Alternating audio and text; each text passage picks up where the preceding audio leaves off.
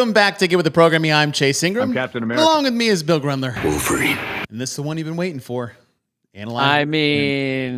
Everyone, I think, has been waiting for this one. There's been a lot of talk even during. Right off the bat, Barbell Spin. Odds that Chase is disappointed we didn't see Turkish get-ups. Don't worry. He is. I'll bring it up again next year. I will for the next 20 years until it happens. And then I'm like, I told you. Right. See, Turkish get-ups and 2 for wall balls. I told you. We're going to talk about the programming today of the 2024 CrossFit Games individual competition. Bill and I were just talking before we came on, and as we analyze the programming, is like, listen, we are looking at the events of which we were presented. We'll talk about some that was there, some that wasn't there. Not the reasons of why things changed or things were the way it was. We're looking at the programming. And what we always define the programming by is what the programming is for and how we judge that. And for the CrossFit Games, it is defined the fittest person that is there, man and woman. We'll talk teams another time. That's the goal of the CrossFit Games. Right.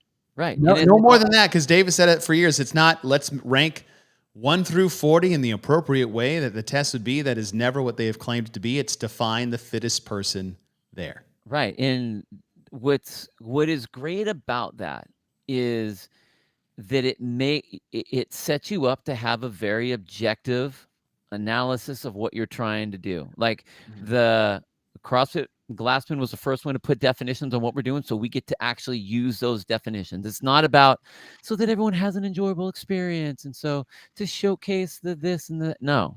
It's one goal, and we get to ride right off the definitions of that.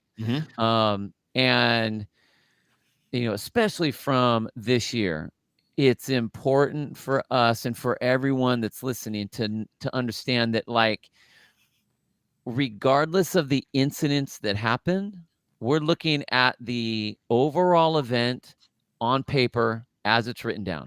Right. Like, what is the programming? Did the programming do what it was needing to do? Not what bad things happened during the event. Like, that's not even an issue. Right.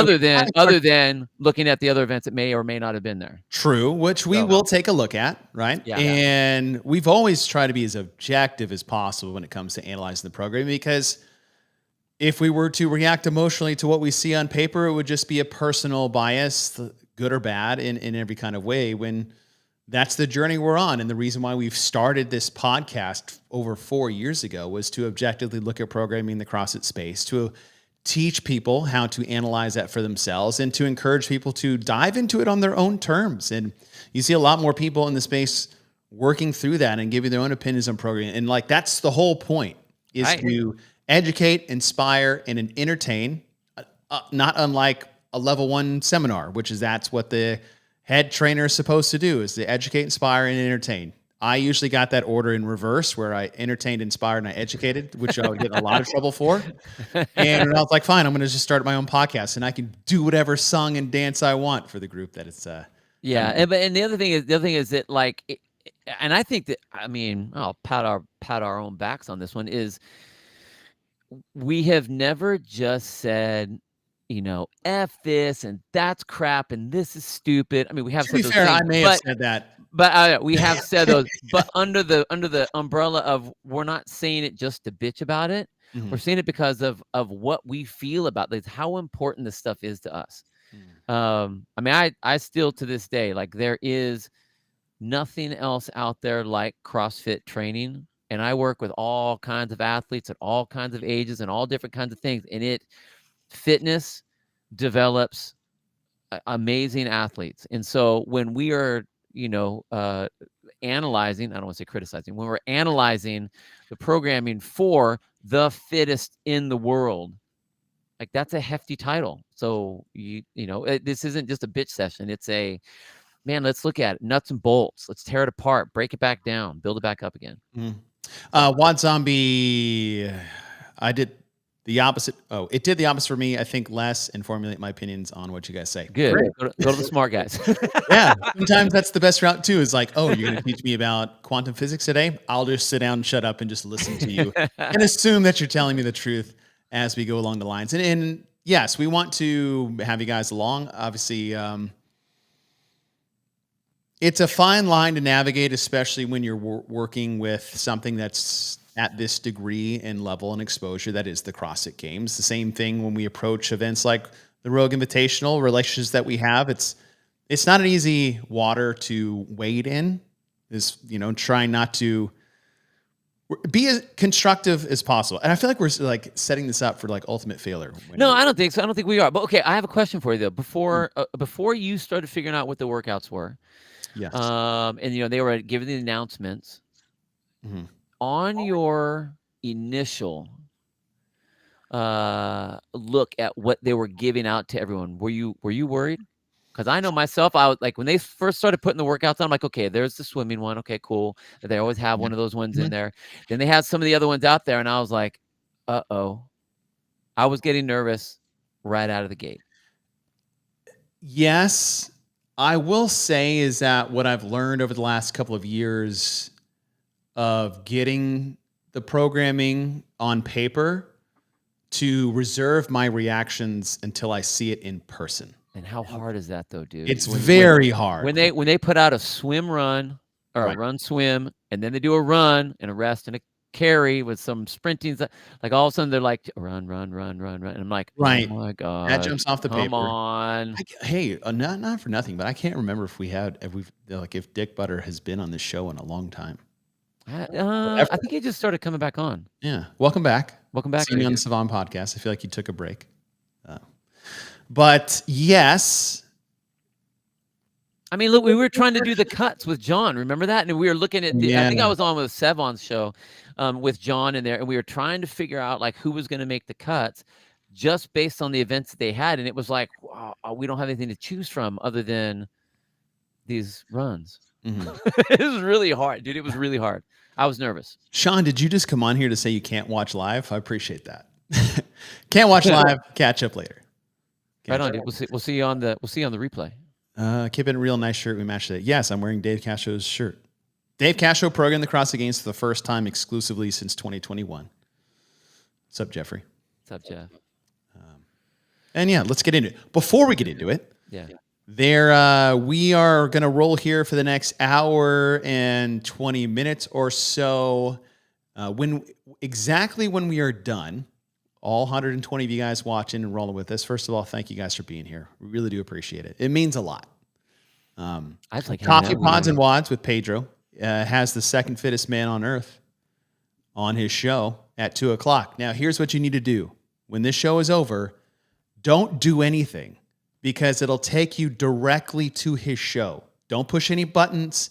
Don't log out because then you're going to get lost in the ether that is YouTube.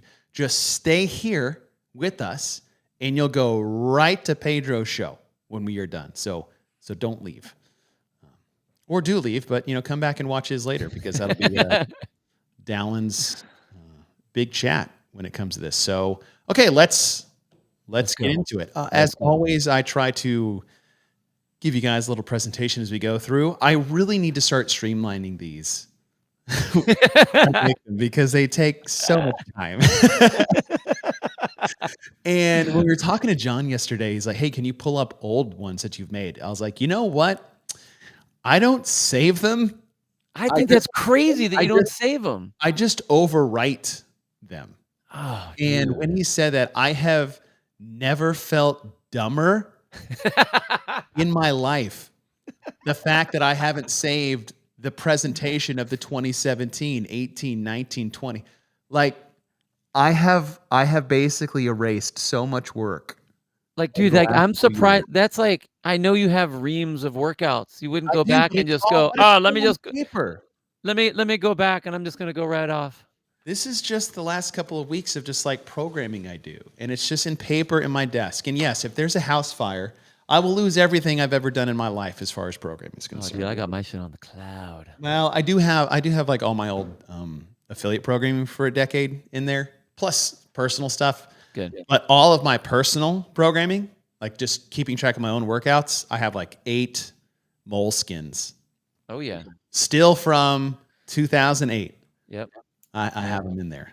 But yes, I'm actually upset that I don't just save this project and Because you can always just kind of I know. like paste it into the new one and then redo that one. I normally feel like I waste a lot of time doing these things, even though I feel like you guys like this stuff, just having visuals. But the fact that I've just been basically throwing them in the trash after every show, I'm an idiot. I'm an idiot. And last but not least, before we go, I would like to say happy anniversary to my wife. Oh, look 10 at you. years That's awesome. today. Dang, dude, it's a decade. Yes. It's a big one. Love you very much. Thank you for indulging my whatever we want to call this. I was glad she got to see you in your space. Man, that was really cool. So my first CrossFit Games in person was 2010. This, I guess, is my 15th consecutive games in person in different roles, right? 10, it was athlete. 11, it was coach. 12, it was commentator. And then that's been my role, thankfully and luckily, ever since. But not once, other than in 2010, did my parents get to see me at the games, which they came to. Ashley has never, ever been to the CrossFit Games before. 15 years, bro. And she got to come. My mom was there. My brother was there with his fiance. They're getting married in September. And then my son got to come. And I brought him with me before the game started and just had him walk around. And he's like, Dad, why do you talk to everybody? I was like, yo, your mom asked me the same thing. That's what happened when you're kind of in space. So it's the same thing, even like around here. Every time someone's like, hey Bill, and all these random people, my kids, my oldest daughter and my youngest, how do you know this person? How do you know that person? How do you know these people? How come everyone's always talking to you? How do you always know all these people? I'm like, yeah, I've been around a long time. Yeah. And if you guys want to know, it's my first basically 10 years at the CrossFit Games. My only job outside of commenting was to take pictures of Bill and whoever else wanted to take pictures with Bill. But I'm not even joking for the sake of saying something funny. My friend. All I would do was take pictures of Bill. And I'm like, I felt like the Hulk in Avengers. I was like, you want to, or no, Ant-Man, right? Hey, I'm Ant-Man. And I was like, hey, I do this too, guys. I mean, I realize I do play-by-play for teams, and now I'm like the secondary color commentator for the team competition. But I do this too. That's so funny. All right, enough about us. But happy anniversary, honey. It's been a great 10 years. Lifing with you is fantastic. I love it. And you and Laura, what, 4 years now? Yeah, 4 years. Together? Yeah. Look at us. I know, dude. All right. I know. Shut up, guys. Let's talk about the programming. Here we go. We have event by event.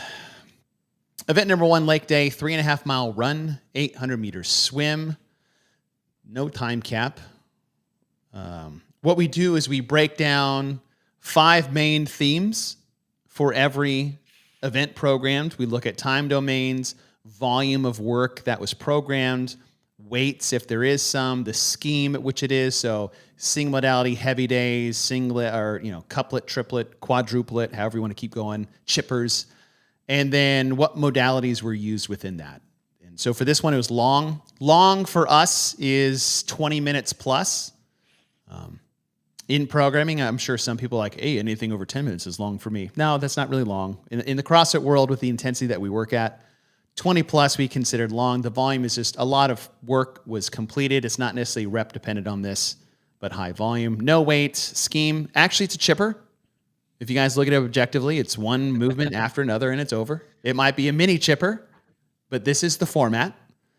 And we're just hitting monostructural. Now, you could say it's a sing modality because it's all monostructural, but I usually, and Bill, I'd love your opinion on this, is I usually say sing modality as a precursor to what was on display. And I usually reserve sing modality only if there's just one thing happening. So if it was a 5K run, like I would say 1,600 meter run. Right, 1,600 meter run, sing modality. This has 2 movements.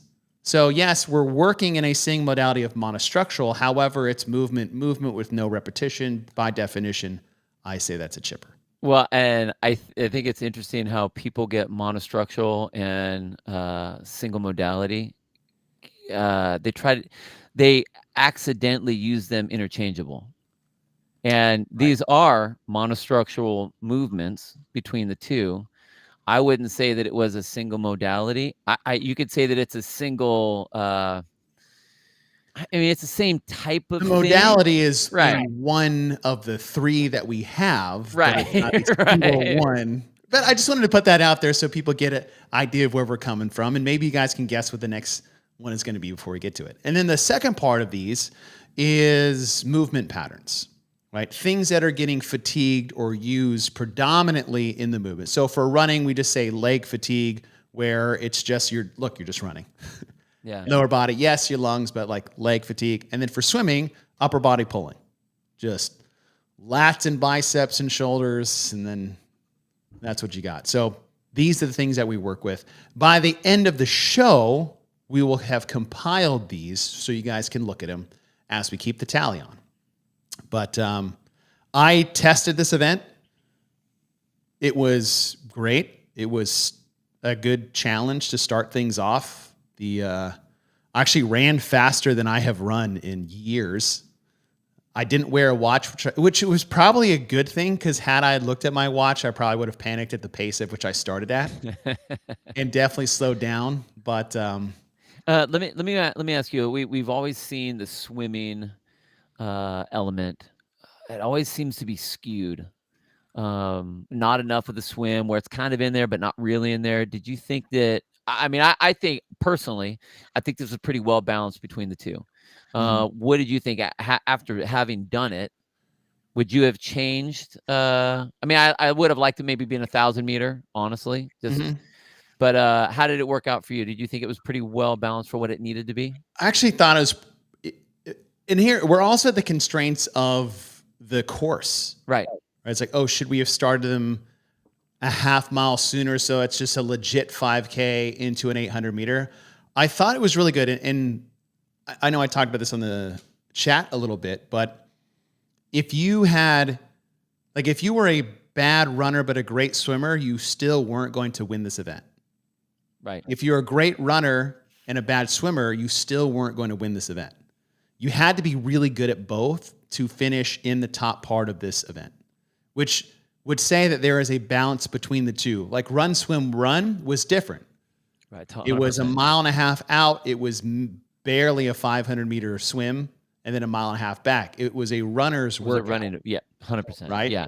This one, if you guys don't know much about mile paces, but your elites are probably within 20 or 30 seconds of each other for mile paces. Like I'm running a 7:30 and the next guy's running a 7:10 or a 7-minute mile, or a little bit faster. 7:30 is probably on the slow end for games athletes. And that's per mile. Well, there's only 3 of those. So you're looking at somewhere between maybe 60 to 90 seconds difference between runners and their abilities and their skill and their fitness level. For the swim, those paces are dedicated to 100-meter paces.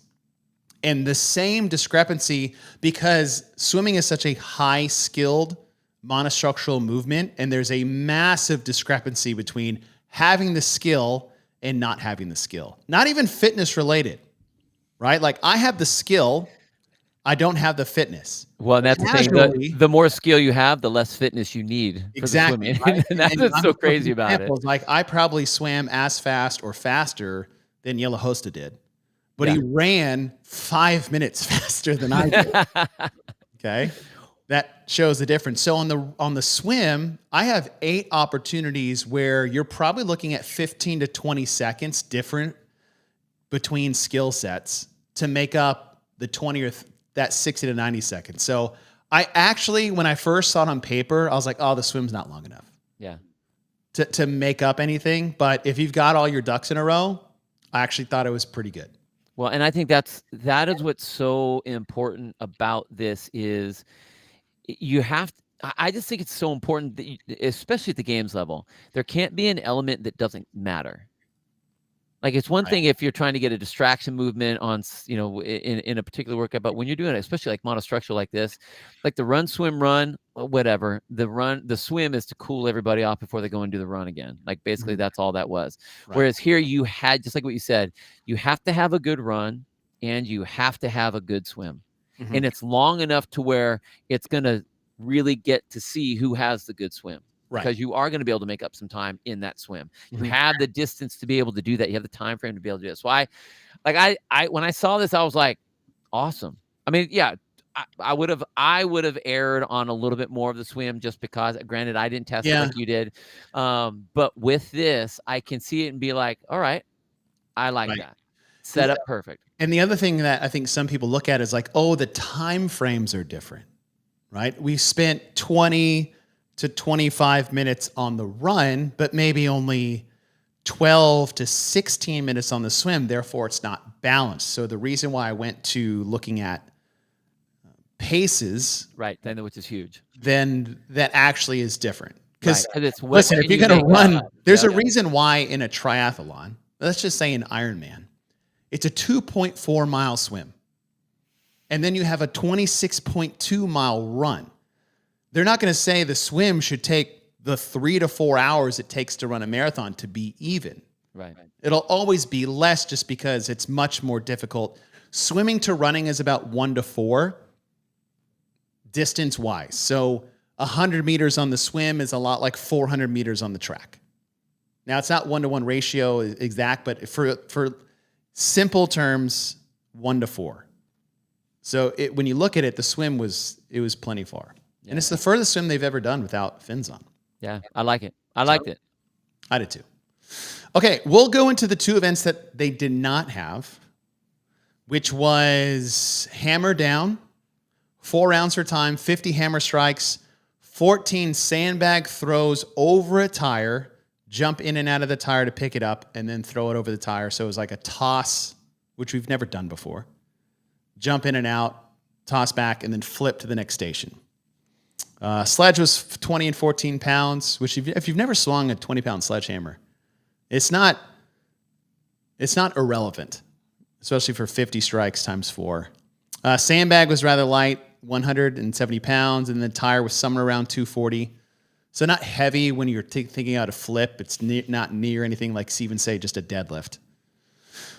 But as far as this one's concerned, remember when Dave says like, "Hey, we've done something like this before, but never at the games."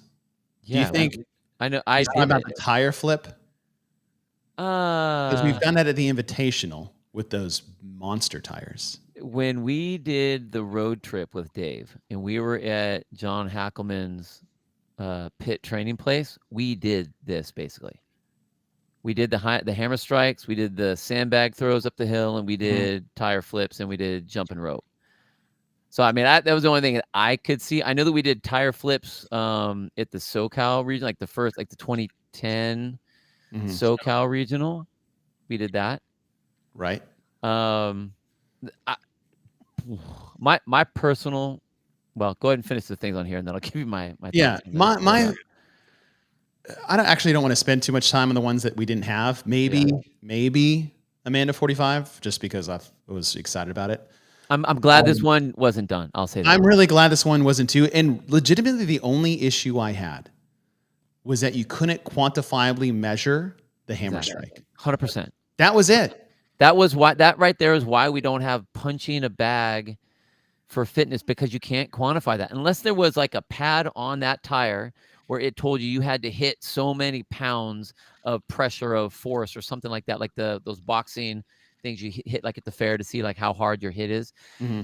Other than that, then it comes down to not fitness, but rather how are you able to maneuver yourself through range of motion, and how are you judged by the judge that you have? And it all becomes a weird standard judging. Subjective. It would have been so bad. Yeah. This would have been, I think, worse than the ring muscle up into the ring handstand push-up judging debacle. The separator? Yep.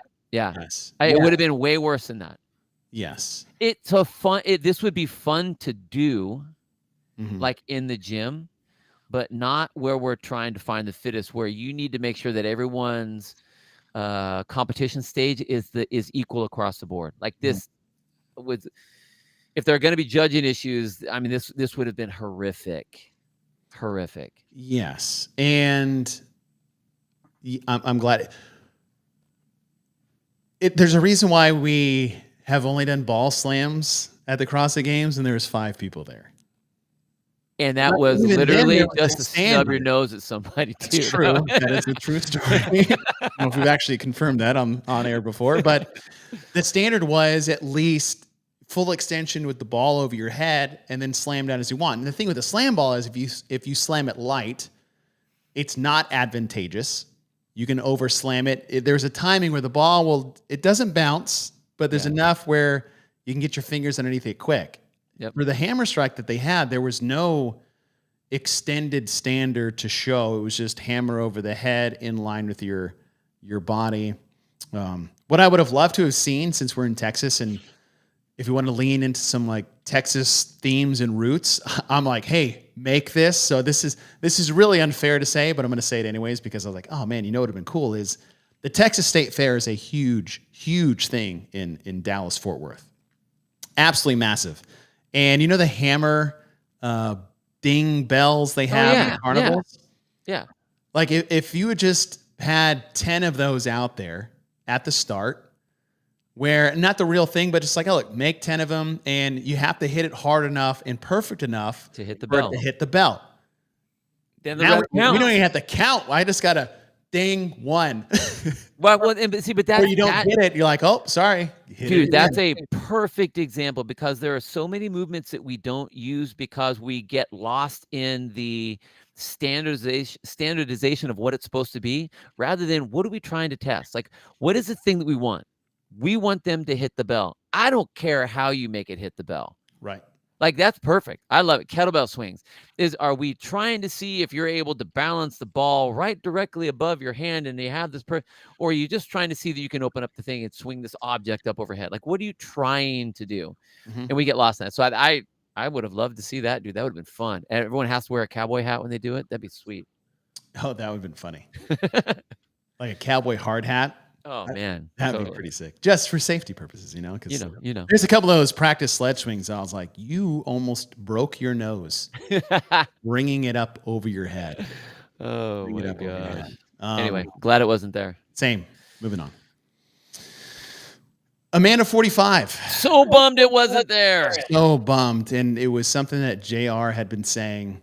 It's like, the first time we're in Carson, they did Amanda. The first time we went to Madison, they did Amanda. How cool it would be if they did a version of, and they're just going to bring it back. And it was what it would have been. 2017 was Amanda 45. 2010 was Amanda. So 7, right? 2024. Yeah. Amanda 45. Now, no changes. So now it's like, oh, we got a benchmark games workout.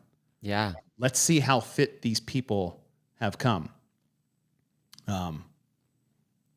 I would have been very interested to see how well they had got. Time domain for one of these ones. Short, we say anything between 6 to 10 minutes or 5 to 10 minutes. We have a short, so sub 10. The volume, that's not right. The volume is not high. It's low. Yeah. I just didn't change it from the previous one. Weight relative to the game's individuals is light. 135-pound snatches are basically the new 95. Totally. Across the games these days. It's a couplet back and forth between two movements, gymnastics and weightlifting. Now, when it comes to movement patterns, this is more personal. People can do their own things, but like what is happening within the movement to execute the movement is usually what I put in movement patterns and what plane is happening. So, for example, muscle ups are a pull to the top of the rings and a press to get out of the rings. I italicized the pulling because it's not the one that people fail. Right, that's the kip. Right, they can get on top of the rings, but then they can't get above the rings. So upper body pulling and pressing. And then for snatching, you're coming off the floor. You have to pull through the middle. You receive it in a squat, and then you have to stabilize it overhead. That's why the snatch is so potent. That's why it's so amazing, because if you look at just 10 general physical skills, you need about every single one of them for both, neurological and physical. Yep. And the speed and power in between, which is like the snatch is the best expression of CrossFit as far as a singular movement's concerned. Yeah. I don't know if I've actually said that out loud. Really? Wrong though. Yeah. Well, I think because of this skill, we tend to go to the thruster as an equal because it does a lot of the same things other than the hinge. You know what I mean? But it's got all of the other Not so much the pulling, I guess, but it's generating the same amount of, a lot of the same power. The numbers are going to be very similar. Those two together. Yeah. Actually, now you say about it, if you do a full range of motion thruster, squat, press through the middle, core stability, and then you have a squat snatch from the floor, overhead stand up, like those two together, check pretty much every single box you could have with a barbell movement. Yeah. So that would have been, I would like to see that, but. And what's important about that is we need a lot of those things as we get to the end. That's why that's another important thing. Yeah, we'll come back to that. All right, event 2, the official event 2, midline climb. The name is appropriate. I thought it was going to be midline something. Midline madness is what I had labeled but midline climb is good because you're climbing ropes. You're blasting their midline, and you're climbing ropes. Is this the most robust chipper we've ever had at the CrossFit Games outside of Atlanta? Watching people test this for a day and a half or 2 days, it was. Yeah, I don't think we've really had one that's this long. I mean, Atlanta, just take that one out. Like, I mean, that's just like so above. But you're right. Like this one is it's nasty. 50 deadlifts at 225 and 140 or 155. 3 rope climbs to roughly 13 feet. 50 and 30 cal ski, 3 climbs, 50 GHD sit-ups, 3 climbs to 18 feet. And then you work your way back down the list. Moderate time frame. I think this would take me 30 minutes to complete, if I'm just being honest. But most of them finished at around 15. Volume is high. The weight's moderate. It's not light. If you looked at the last 50 deadlifts for the volume at which they were given, and you see athletes who deadlift 500 plus pounds and clean near 400, failing deadlifts, it's not a lightweight. If it was 45 reps, different story. Pyramid chipper scheme, and then we had all 3 modalities in here: monostructural with the ski, gymnastics with the rope climbs and GHDs, and weightlifting with the deadlifts. This was even with the changes that they made, going to 3 rope climbs rather than the 5 rope climbs that they had originally. The weights not being extremely heavy. I mean, we've done deadlifts in the open at 225, 155. So I mean, it's and we've done 100 before, so we've done that. But this was honestly one of my, at least of this games, one of my favorite events. Just because it was, man, dude, it was so nasty. Watching, these are all movements that really everyone can do. But you saw, the best of the best just getting wrecked on this. And okay, the GHD, the fact that it's back-to-back 100, I mean, you get the rope climbs in there, but you're doing back-to-back 100 GHD. I know these guys all do a lot of GHD. I get it. But right in the middle like that, it just crushes your midline. It's so great. The effect was great. It was, man, the testers got put through the ringer. There's versions of here that if they did, the time cap would have been 30 minutes. So I actually really like what they landed on, because the rope climbs got hard. They really did. Watching people almost fail 13-foot rope climbs where it'd been one pull when they're fresh to like multiple baby pulls. Yeah. Like the straight arm hand, like when you're like, oh, your grip's gone. Yeah, totally. Awesome. Totally. But I'm with you. This is one of my more favorite ones. Deadlift hinge pull from the floor, rope climbs, upper body pulling, ski erg, flexion, which some people don't think. They always think pull because you're pulling it down, but the ski erg blows up 2 things the most: your core and your triceps. And then the GHD, which added more flexion to the mix, which is going to take away from your rope climbs, right? Your hip flexors, your core stability, and to pull your knees up. So it was. Would you have rather had seen them go 5 reps on the rope climbs? After watching it go down, no. Because then people would start failing and sitting there, and no other movement programmed had that. Yeah. element to it. What were your personally, and I agree with that. I like the fact that at least they weren't going to get hung up Right. on that. I didn't like the fact that the rope climbs were different heights. Like, just You go didn't? 15 feet, because it's like, what's the point? I don't know Like, if that was necessarily like, hey, let's make them different. That was just a product of the equipment that they had available. But part of me actually kind of liked the little wrench at the end because, all right, they're all so used to 15. And they've used thicker ropes in the past. yeah, And they had 2 different ones in the same event, the soccer chipper and right. what was it? Thick and quick. Thick and quick, yes. I looked at the same as like, hey, it's shorter. It should be easier. Do you fall into that trap of that it is easier, so you go faster? Then all of a sudden in the middle, when you're not the most fatigued, but you're halfway, now it's an extra climb and a half. Are you prepared to adapt on the fly? Because nobody got to go out there and practice that.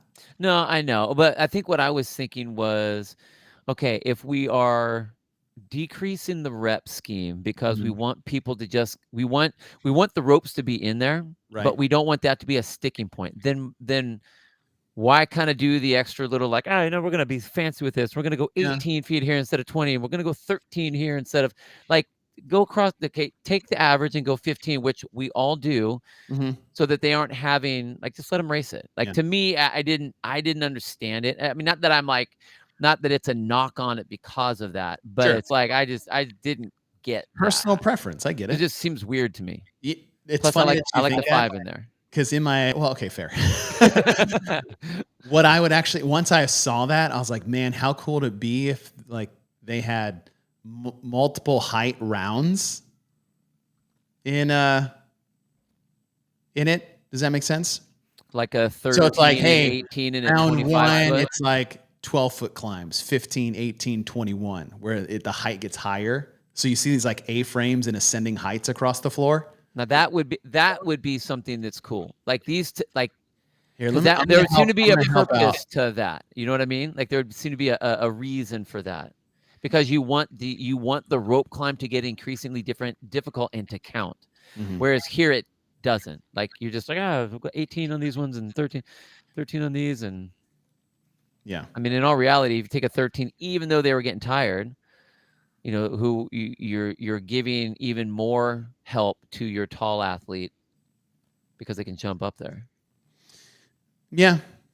I don't know, I didn't really think about it too much. That's a good question.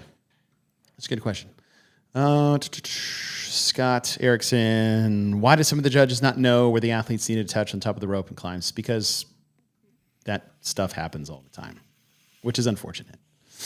Yeah. All right, event number 3, Firestorm. It was a good name. It was a good name. 3 rounds for time, 15 or 11 cal echo bikes, 11 burpees over the ballistic blocks. This is a sprint, so anything sub 5 at a maximal intensity we label as sprint. Low volume of reps, just body weight. It's a couplet between monostructural and gymnastics, and it was great. Just a classic Dave Castro. Look, this is all it is. Go make something of it. Right?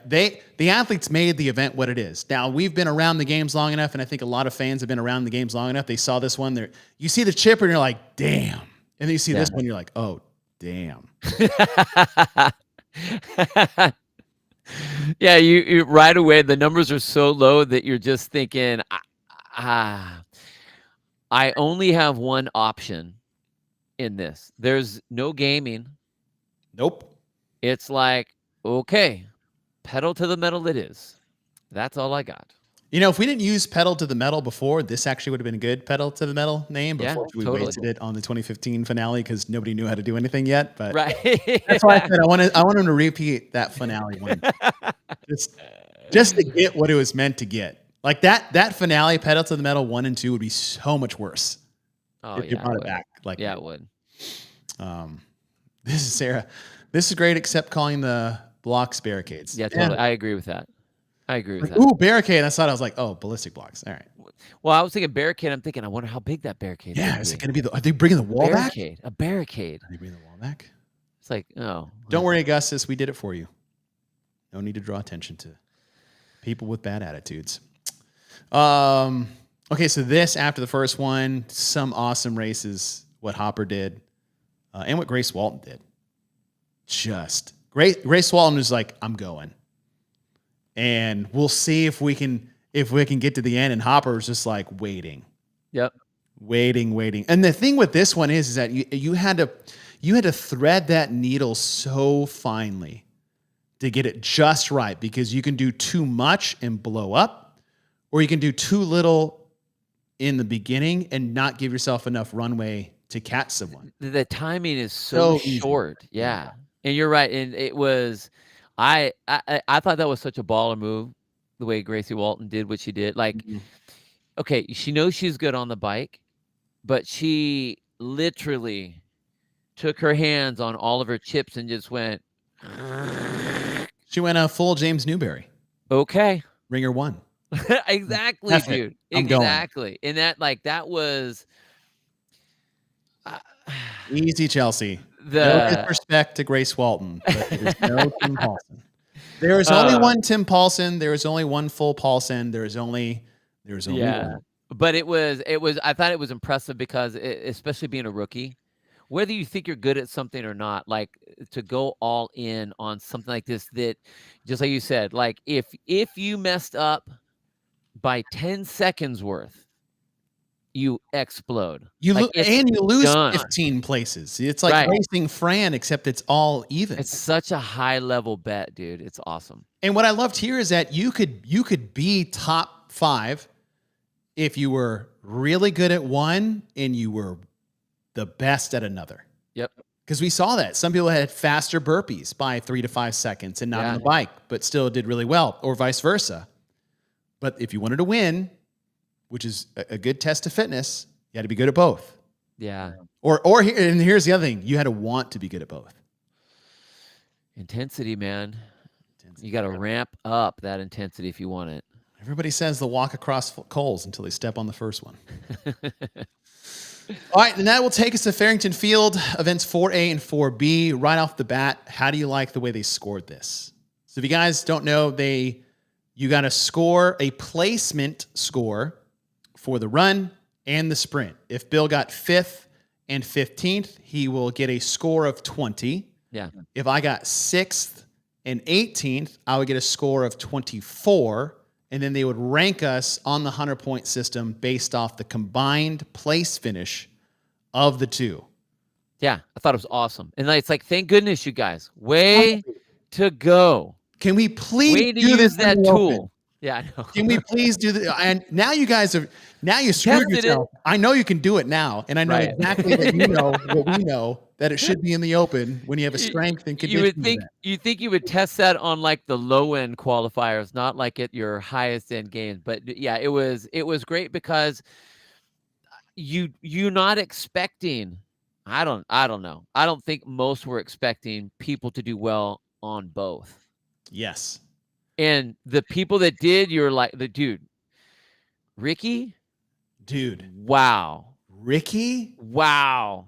Obviously, the 1600 was incredible. Right. The only person to go sub 5. But the caveat there is like, okay, you start at 0, 1600 meter run, and then at the 12-minute mark, you hit the sprint.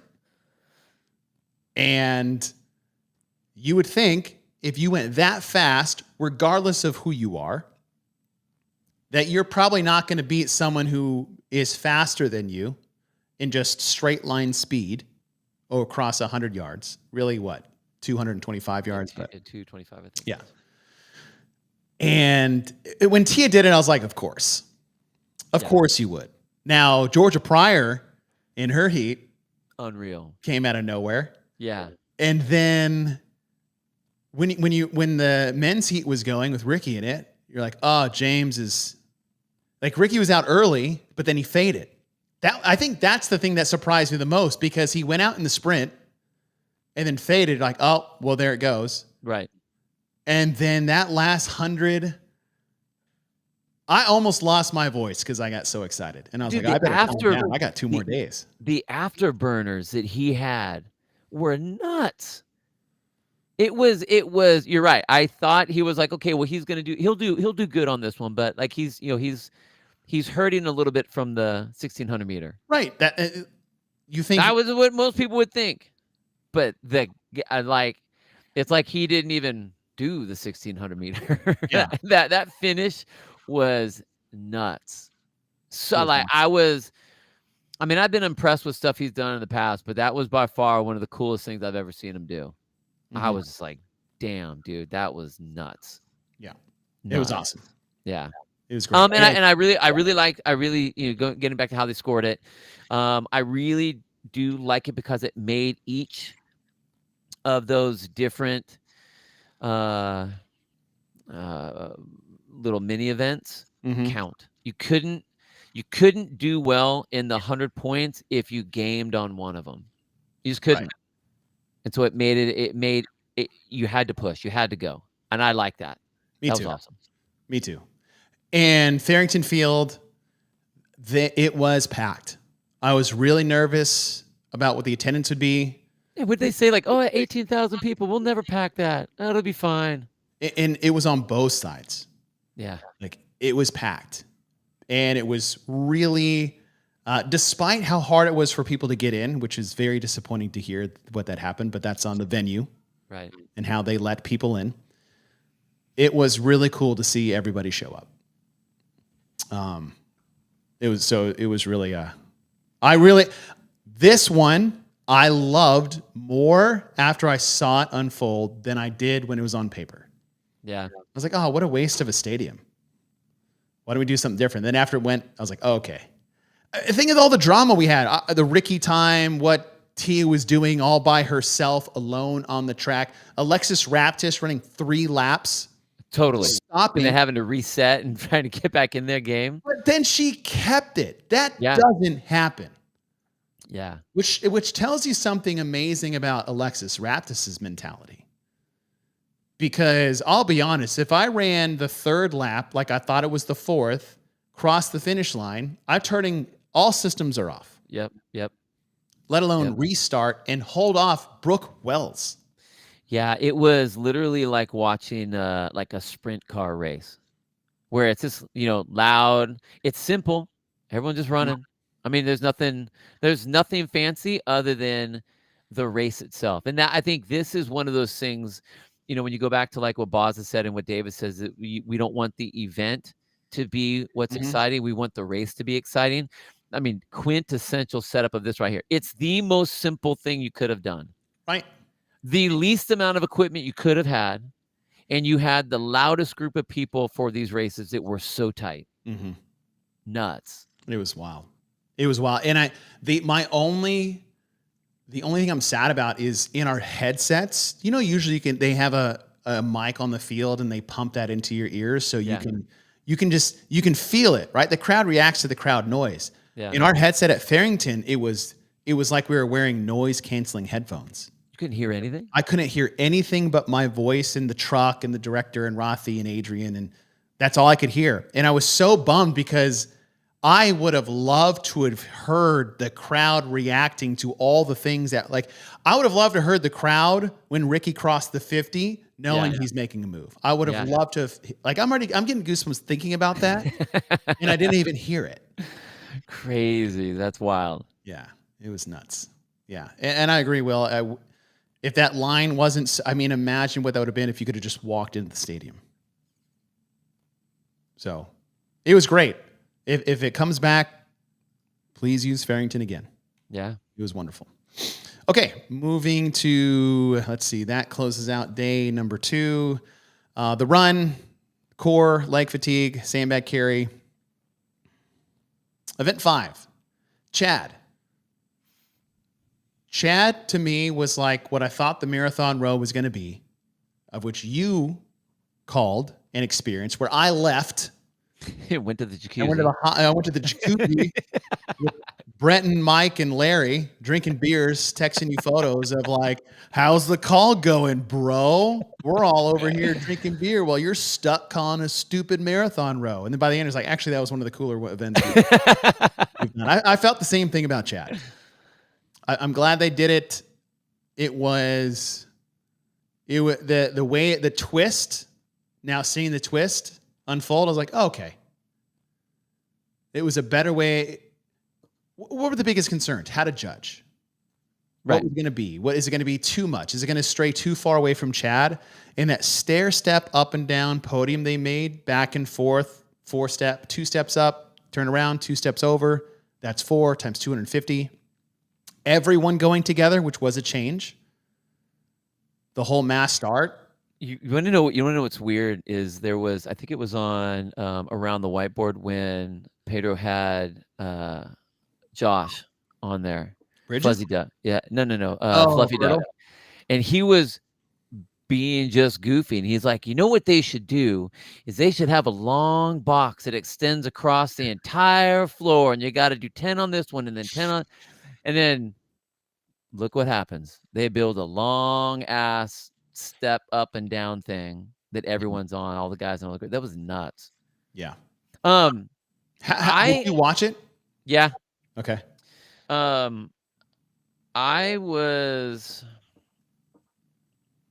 don't really know how I felt. I do know. I didn't really like the fact that they made everyone 2-step everything. Like if they're just trying to get everyone to go up and down, down and over. Oh, you mean that up and that little half tape thing. It's Got like, okay, I can see 2 feet on the very top one. But who cares how you come down? Who cares how you go up? Like, who cares about you need to have 2 feet on every single box, every single, again, that to me. Too much restriction? If we're trying to get a little bit, I don't know what, cute's a bad word. If we're trying to get a little bit different, then just make it different. Otherwise, if you want everyone to step on the box and you want both feet up on the top, whatever, fine. Then just make it Chad, where everyone has a box and you're just doing your thing that way. Yeah. You know, to me, it didn't seem, I don't think you needed to have that. If you wanted to speed it up a little bit more, then let them step 1 foot to the one box, 1 step to the next box, 2 feet on top, and then come down however you want. Hop down if you want. Who cares? Okay. I don't know if the intent was to slow it down so that people didn't fall, even though Ricky did fall at the end, which freaked me, dude. Vocally, I'm watching, I'm like, I screamed when I saw the video. I was so bummed. So bummed. So and good for him to just want to keep it on the wraps. We're past it now, so we can talk about it. But yeah, bro. I mean, crazy. But I like that was. I thought it was fine, but at this point, for me, what I was having a hard time with, Chad. Chelsea channeling her inner Bill Grundler. Oh, there you go. Don't tell me how to win. That's right. Seriously, let me win. At this point, I think I had a negative taste in my mouth for Chad for the event of what it was based on the things that we had already had. And I'm like, uh-oh. All I have seen as of now, other than the chipper, was that we've done a lot of monostructural stuff. And I was getting bummed. That brings me to my question mark that I have here. I've had lengthy discussions with people. Yeah. It's like, oh, how do you categorize this modality? And it's all right. It's step up onto a box, which with no weight by definition is moving your body in space is gymnastics or around an apparatus or off the floor. Weightlifting is moving your body and an external load. And then you have monostructural, which is just repetitive cycling of a particular movement, which can go on for an extended period of time. It's like, all right, well, that works because it's a continuous movement for an extended period of time that nobody's really slowing down of. And if like, oh, what's the difference? Like, okay, if it's not, take 1,000 air squats. You're not doing that straight through without stopping. Right. Not the same thing. It's like, all right, it's a weight. It's like, yes, it's a weight, but it's attached to your body. It's on a sandbag. Therefore, I don't see it as there's a lot of gray here. And I, for everyone's educational purposes, I pulled up the level 1 manual, and it's defined by modalities. And you have our 3. In case anybody didn't know, fun fact, monostructural is the short version of the M. It's monostructural metabolic conditioning. Mm-hmm. So there's a metabolic hit to this, which is more cardiovascular versus a muscular hit, like push-ups or air squats. This is the definition, if you guys would like to hear this. The monostructural metabolic conditioning activities are commonly referred to as cardio, in quotes. The purpose is which primarily to improve cardiorespiratory capacity and stamina. They are repetitive, cyclical movements that could be sustained for long periods of time. That's CHAD. CHAD is a monostructural sitting modality movement. I would 100% would say that. I think it's I understand by definition if you are moving an object or your body through space that it's gymnastic or around an apparatus or however you want to say that. Like to me, if I was to go and hike Yosemite Half Dome, I wouldn't be doing a gymnastic event. Right, because you're like running you're like, okay, you're moving your body in space when you run. Yeah. I mean, I get it. I'm on a box jump. I understand. Yeah. I get it. There's a difference because there's a physical deterioration in things like box jumps. Right. Not necessarily step up. So, for example, when you guys want to look at gymnastics, definition here, gymnastics modality comprises body weight exercises / elements or calisthenics that its primary purpose is to improve body control by improving neurological components such as coordination, balance, agility, accuracy, and to improve functional upper body capacity or trunk strength. It's not a step up. Which is funny because if you say that now for these athletes, that's when you get into burpees. Right. And we've talked about that. Like, well, okay, for these athletes, this is a monostructural. For other athletes, it's like, okay, well, that could be gymnastics because but box jump, maybe, Yeah. But it's fun. It is interesting when you get into the and then the round out. The round out your top three. The weightlifting modality comprises the most important weight training basics: Olympic lifts and powerlifting, where the aim is primarily to increase strength, power, and hip / leg capacity. This category includes any exercises with the addition of an external load. So running a 5K ruck is not weightlifting. Even though you're at an external load. No, you have an external load, but it is fixed to your body. Now, would you say running a 5K holding a 100-pound sandbag? Well, what about running 250 meters with a 100-pound Happy Star? True. I consider that a carry. Right. Right. Weight and I'm putting it in. But it's a fun argument to have, and totally. I've enjoyed the round robin with people. However, monostructural. For your educational purposes, everyone, it is monostructural. So, just fun conversation to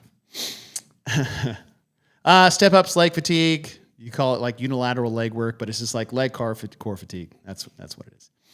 After CHAD, we go to the clean ladder.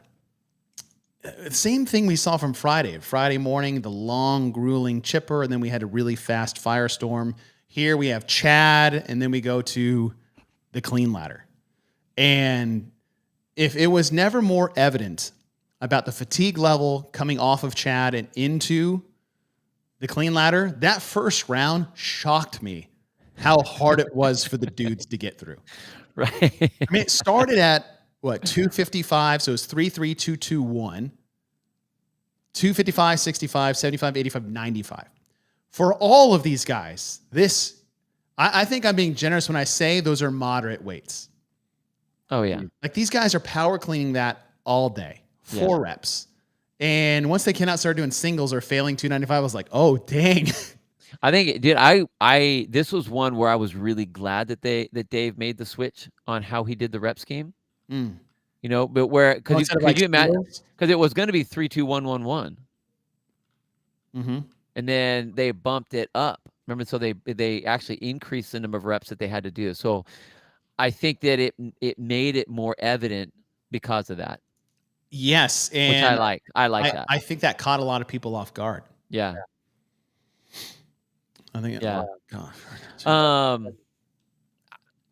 This is an interesting event when you start looking at the overall programming because, we know it's fast. It is heavy. I mean, if you make it all the way through, okay, you're getting some heavy weight for a handful of athletes. Heavy. For a handful of athletes. What's crazy is as you start making your way towards the end, is this enough to check the box that you went heavy at the CrossFit Games? Oh, that's a great question. And I'll wrap that up at the end. But I would say is like, this is a good component of strength, speed, and power. But I would say not if it's your only one. 100%. And not everyone did it. True. I mean, there's only 10. 10 did the strength part. Right. Everyone else did the speed part. I mean, the strength would be relative, right? Like round one would be strength for me, but I get it. Well, here's the thing. If I can finish round one, maybe not right now, but if I can finish round one, then it's not that heavy. But that's something to think about going ahead. I mean, I love ladders. I think it's great. I thought it was awesome. I love the event by itself. I dig. Actually, that happens with a lot of these events. A lot of the events by themselves, I think are awesome. I mean, how many times are we going to say that over the last 2 years? I know. I really enjoyed it, though. I thought it was super fun. Great races across the board for both the men and the women. Clean, a lot like the snatch. Hinge from the floor. It's a pull through the middle, especially if you're doing a power. And then receiving it in a squat if you needed to at the heavyweights, which everybody eventually had the squat at the end. Then that brings us to push-pull 2.0. Now, if you put this name on an event, you're putting it in the spotlight of, CrossFit Games lore and history of push-pull back in the day. 45 handstand push-ups, 80-foot sled pull, 180 for the men, 110 for the women. 30 strict handstand push-ups, 80-foot sled pull from a seated platform position, and then 15 freestanding handstand push-ups in unbroken sets of 3. I think it was originally sets of 5, like the teams were doing, but then they probably saw the teams like, oh, damn, we should probably. Which, after watching it, that was a great call. That was a great call. Great pivot. Short time frame, sub 10, 7 to 9 minutes was the range for your top 10 to 15 athletes. Moderate rep scheme for the volume of a singular movement, right? Because it's 90 handstand push-ups. If you don't miss any, that's high volume inverted pressing, especially in gymnastics. The weight was light on the sled, more of just a annoyance maybe in the middle. I actually would have liked to have seen it heavier. Chipper, another chipper, because we're not repeating any singular movements. In fact, the only thing that repeats in similarity is the sled, but even that changed body positions as you did this. But it is a weightlifting gymnastics component, with the weightlifting being the sled. How did you like this unfold as you watched it? Have there been any CrossFit Games events with the 2.0 put at the end of it that were actually better than what the original one was, do you think? That they repeated? Whatever had the 2.0 put at the end of it. Did you ever go like, yeah? Man, I want to say Nasty Girls 2.0, but that was maybe Nasty Girls 2.0? What was it? 50 pistols. Was it still 7 ring muscle ups, but the hang power cleans, they were at 185 instead of 135 for 10? That was at the oh, you asked me at the games. Yeah. I mean, maybe what was the one that was push-up one wasn't any better. Right. And they brought that one back. Okay. Short order. Basically, no, I didn't like it. I thought the sled was a waste of time. Watching them rip the sled so hard that they all flopped to their back like with when such power. When they're pulling it way over their head and laying down and like throwing the rope over them. Yeah, because it just wasn't heavy enough. I don't think it was remotely heavy enough to get the stimulus of what they were trying to do. I wish they would have let them pull it any way they want to pull it, like stand up and pull it, to make it, because I think they could have pulled it faster, which would have given them less time to recover for the handstands. Yeah, and they would have been on those more. That's good. Amanda 45. That's a definite upgrade. Okay, but that's not a point. That's not a 2.0. Well, they called it 45. They could have called it Amanda 2.0. I understand. But like every time they've done whatever, just like you, because you said it, Push-pull. That's up here with Yes, it is. 2.0. It means it's got to be better than, and I don't think that it was. I don't have a problem with freestanding handstand push-ups. But I don't like that.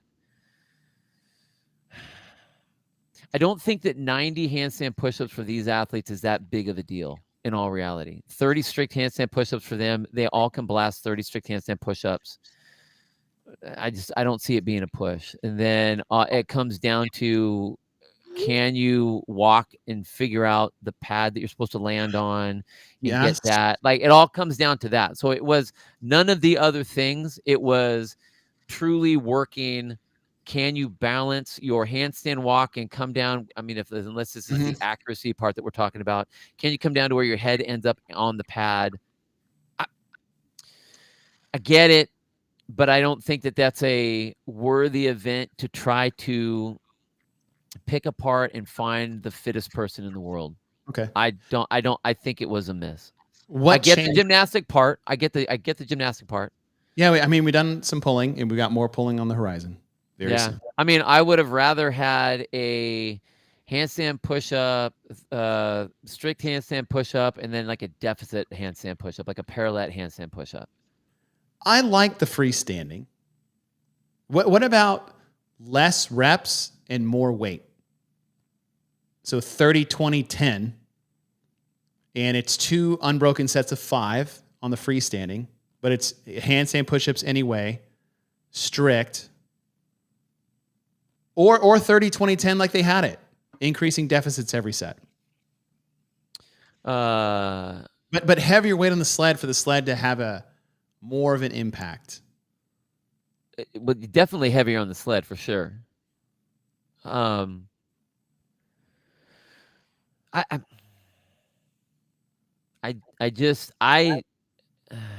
freestanding handstand push-up, and actually it was JR brought up a good point on this one, is it ends up being not a handstand push-up thing. It's just a can you walk and stop thing, because you're actually doing a decreased depth push-up, handstand push-up, because of the pad. I mean, how thick was that pad? 2 inches? It looked, close to that. So they're doing what the 55-year-olds are doing for handstand push-ups, other than it being free. Yeah. And it just seems, it's just a weird movement. Like that's what I'm saying. Less. Yeah. I would have. No. I liked in the original version where the deficit increased. Mm-hmm. I like that. That. Yeah. That's my own. I didn't think this was. I didn't think this fell nearly as close. And I'm not even talking about push-pull with all of the glory about being in the Friday Night Lights and the big race between Rich and Josh and, the crowds going. I'm talking about just the event itself. Okay. I think I liked the other one better. Oh, I like the other one better. Yeah, for sure. They're not being that. All right. What is this? So again, we're trying to get our gymnastic in there, but I feel that the gymnastic was a miss. Barbell Spin just scooped you guys with the swimming announcement. We don't make announcements on this show. Yeah, we don't do that. That's Spin's job. It'd be like we became an announcement show, and then Spin became a programming show. We would be worse at both. Yeah, I'm with you. A lot of upper body pressing, sled on the pole. All right. Final day. Got about 20 minutes here. Dickies Triplet. Now, on paper, when I saw this, it's like, okay, 5 rounds per time. They had 200-meter run written down. It's a 200-ish, we'll say. It's always ish in distances. They're running inside Dickies. 12 toes to bar and 8 dumbbell snatches at 170 pounds. My first reaction is like, oh, so a watered-down Helena, which was already kind of watered-down Helen. Right. And I was like, oh, man. And I'll just be honest. On paper, I was like, we're really not starting off Sunday with like a last day of the CrossFit Games. With a bang, yeah. Like, hey, here's a worse version of last year's workout, which I wasn't super in love with Helena to begin with. And then it happened, and the event took place, and I really liked this one personally. You want to know what made this workout as good as it was? What? That it was 5 rounds. Yes, because Helena was 400. Right. If this was anything 12 and shorter, 21. it wouldn't have been a win, because you wouldn't have had the races, because there was a lot of switch that happened at round 3. And then the people that were leading up through 3, did they go out too hard? Could they hang on? Could they go right from the run, right to the bar, to get right to the dumbbell and get right back on the floor again? That's what was interesting. Watching the last 2 rounds, it came down to, like, if those weren't there, this workout would have been a huge miss. You had to execute perfectly. Yeah. You had to run hard. You had to hang on to the pull-up bar, and you could not. If you couldn't touch and go the dumbbell fluidly, you were not going to get top 5. Maybe you would miss out in the top 10. Yeah. Because there was no room for backing off. And David talked to me about the toes bar. Because if you look at 12 toes bar games athletes, okay, it's 5 rounds, it's 60. It's the last day of competition. And he was like, they have no choice. I have given them no choices here. The programming has decided for you. You have to run faster than you want to, right to the pull-up bar before you can take a breath or chalk up, and hopefully that you can hang on just for 12. Sprint those, drop, run to the dumbbell, pick it up, and not put it down for 8. And you got to do that 4 more times as fast as you can. You can go out too hot and explode, and you can start too slow and not give yourself time to catch up. I like this one. Yeah, way more than I thought I was. Yeah. So and I was thinking about this, I will not say that the 100 and the 70 is heavy. I think it's I know you have it up there. I see it for these athletes really is a more of a moderate weight for them. Did you watch what it did to some of these athletes no. at the intensity? I did, because of the fact it was 5 rounds. Right. You know what I mean? Like, that's true, because the weight is indicative. Same thing for the deadlifts, right? Exactly. Deadlifts is moderate because there was 100 of them. Even though that's not a moderate weight for those guys. That's a joke weight for those guys. But because of the way it's set up, that's why I was saying if this is like 3 rounds or even 4 rounds, it would have to be like 100 and 120.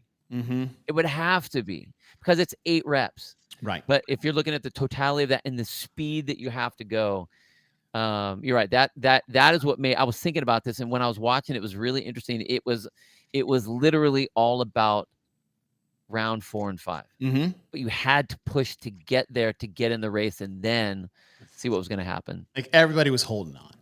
Yeah, it was awesome. It was awesome. I really like this one. The only thing I didn't like was the name. Yeah, right. That was totally. It's okay. Movement patterns, run, leg fatigue again. This is our fourth run of the weekend. Yep. Different expressions of it, but it's a run nonetheless. Toes to bar, and then the hinge pull press. Like press, I'm like, yes, watch it get here, and watch them try to press it out and stabilize it. What did you think if they would have made it a row? Or did you like the fact that, like, the jaw, like them having to see each other pushes the race a little bit? Like, that actually helped there, I think. I do, right? And that's the thing with all these run components is, like, nothing would replace it that would have been better. Yeah.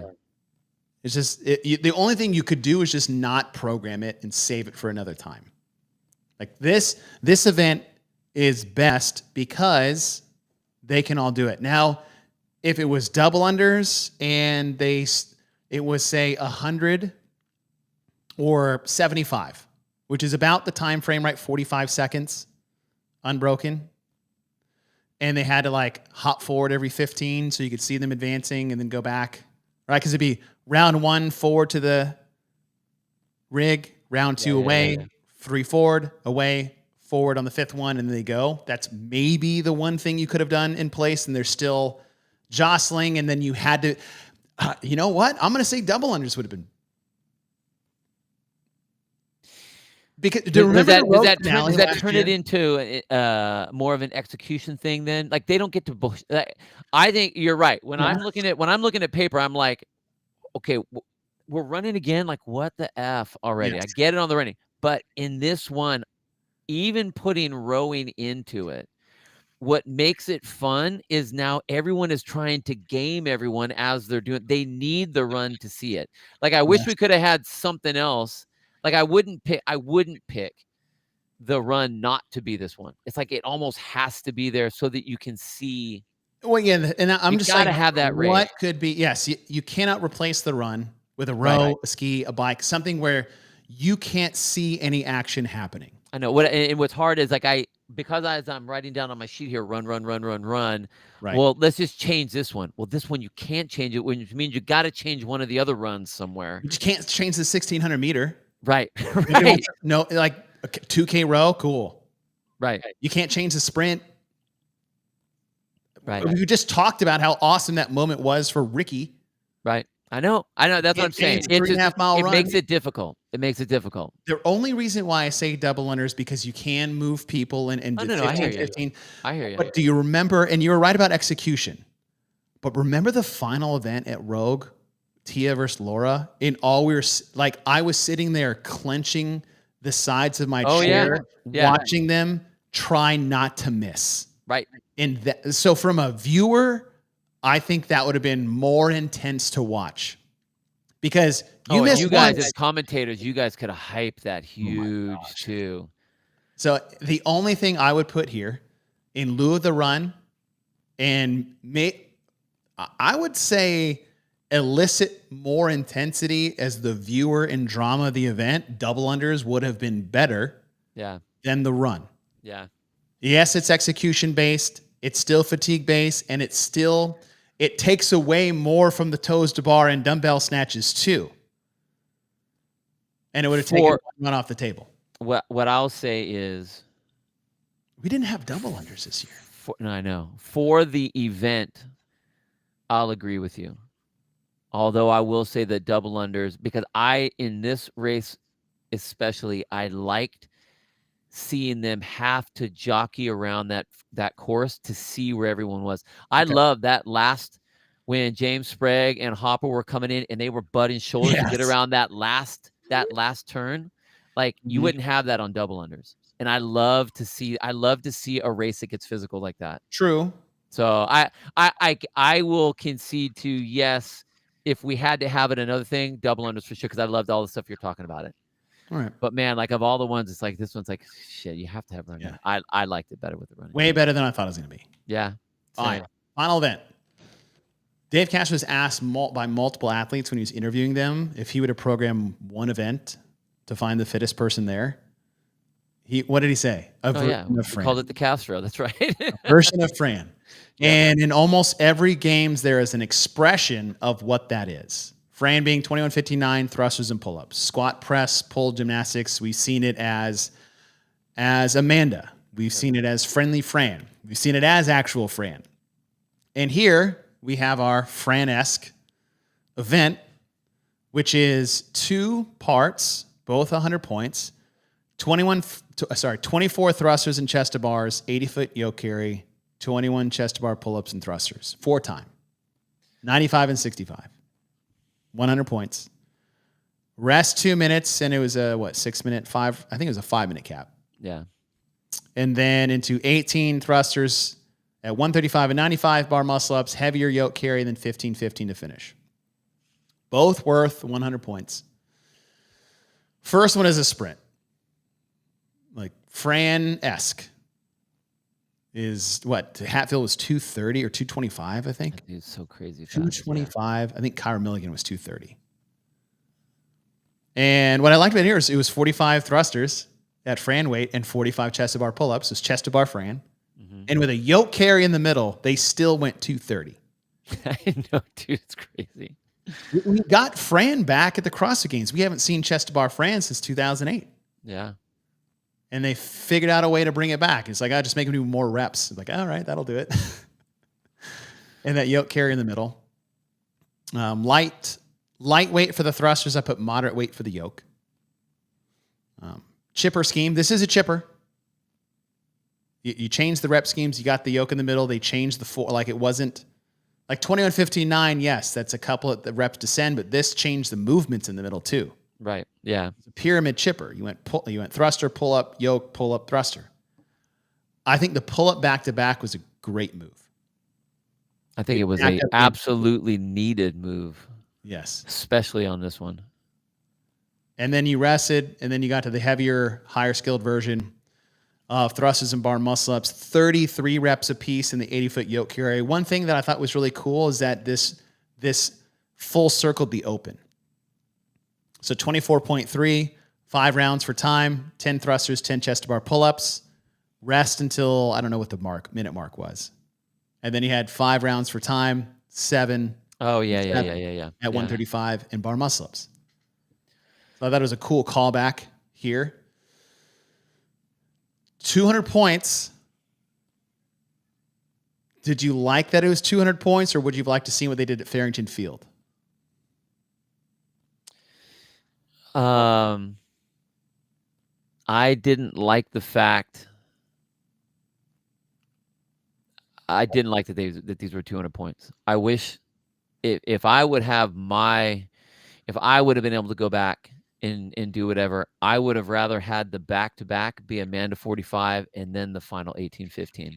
I didn't like the fact that they had that really lightweight chest. I mean, like, I mean, they had to do the chest back the weights stayed the same. Right.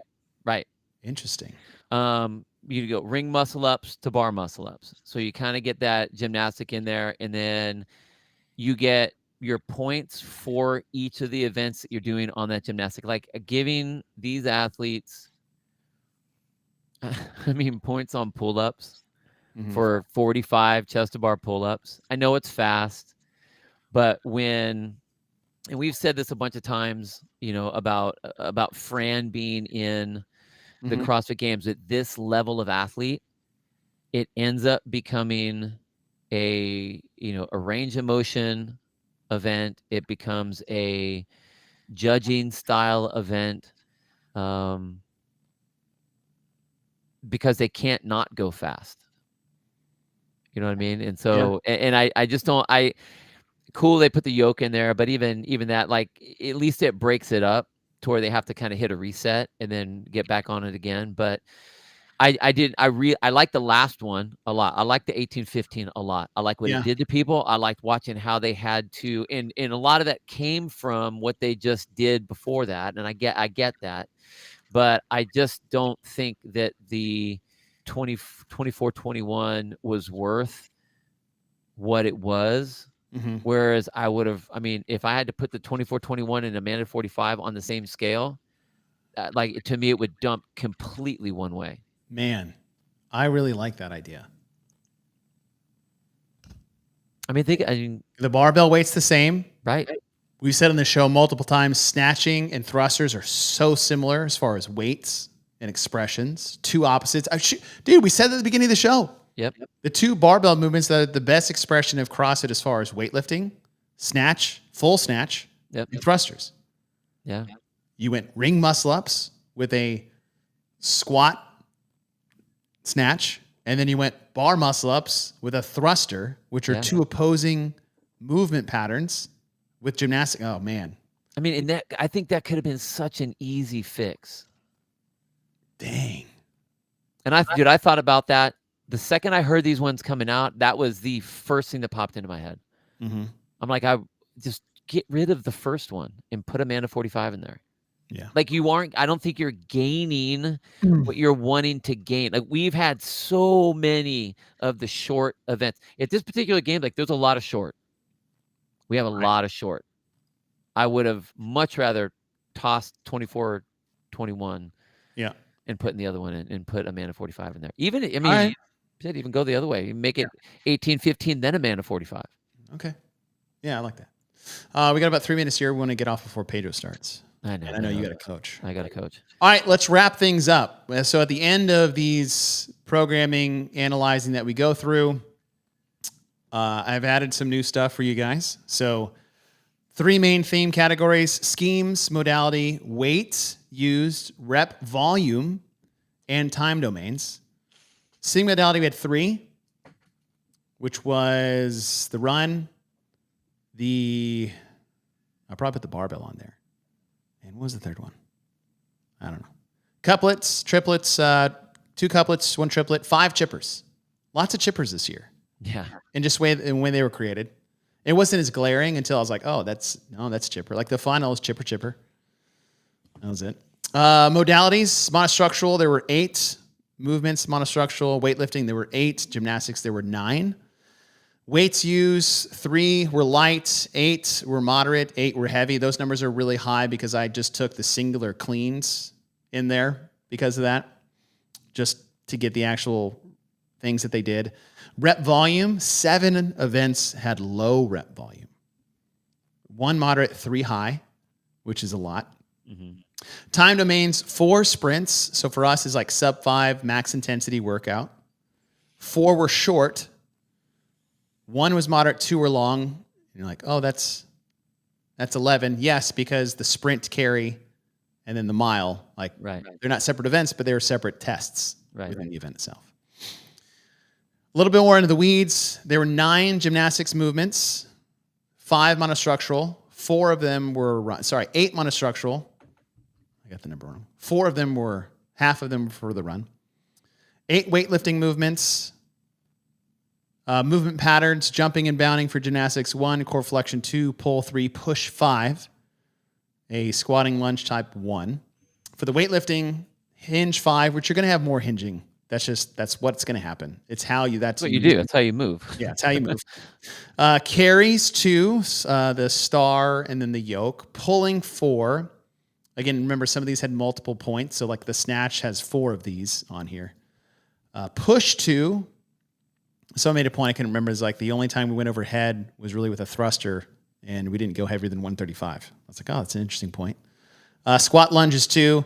And then for your fun little graphics, you guys can look at that, is the distribution graphs for all of these things put in place, the type of equipment we use, movement patterns, time domains. Big skew on the sprint short time domain. Yeah. And obviously running and monostructural was heavier or higher. Half of them being. All right, Bill, wrap things up really quick. Your element 6. I was joking with some of the guys, mostly John, talking about what this was, and I was calling it the High Rocks Games. I heard that thrown out a couple times. There were a lot of events, and we've said this before, that are really, really cool events. But I don't think that they were all put together in a way that truly found by definition, the fittest athlete on the planet. This is not to take away anything from what James did or what Tia did. Those guys, they won the test that was given. They are we still give them the fittest. I don't think that James is the fittest. I think that he did the best out of everyone with the test that was given. That being said, we were missing a lot, I think, of squatting. There was a lot of leg work, but not a lot of squat work. We didn't get below parallel that much. I don't think last year too. Yeah, I know. And I just because you use the legs doesn't mean that you're doing, like, it is a different stimulus. Right.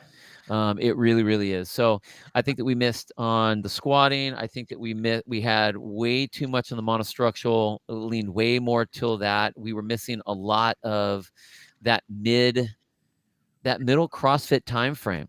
Mm-hmm. That 12 to 15, 16, 17, right in there. I think we missed a lot. Yeah. Having only 1 moderate, I don't think that overall looks very good. I don't like the way that the 24-21 was set up. I think that was kind of a throwaway event. I just think that like the general weights that we had were overall way lighter than we've done. And even though we did the clean, and even though 10 people got to go heavy, that doesn't check the box for, okay, we also tested what we did here. The drags were not heavy enough. The yokes, okay, but it was 80 feet. Yeah. It wasn't like we were testing a lot of strength with that. So I think that it really missed a lot of pieces, a lot of cool events, but we missed a lot of pieces. So if I had to give it a out of 2 thumbs up,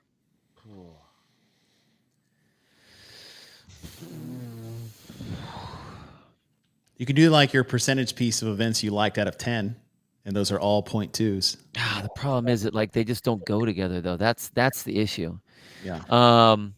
I'm gonna give it a half. Yeah. I'm gonna give it a half because there were a lot of really fun races to watch. There was a lot of really cool things. Yep.